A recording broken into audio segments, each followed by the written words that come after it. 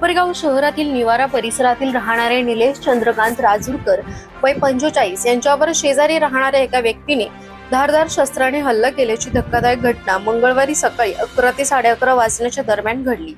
या घटनेमुळे परिसरात एकच खळबळ उडाली असून नागरिकांमध्ये भीतीचे वातावरण निर्माण झाले आहे। मिळालेल्या माहितीनुसार संबंधित व्यक्तीने हातात साखळी व चाकू घेऊन परिसरात बराच वेळ वाच्य भाषेत शिवीगाळ करत दहशत माजवली। यावेळी निलेश राजूरकर यांना धारदार शस्त्राने जखमी करण्यात आल्याचे सांगितले जात आहे। घटनेची माहिती मिळताच कोपरगाव शहर पोलीस घटनास्थळी दाखल झाले होते।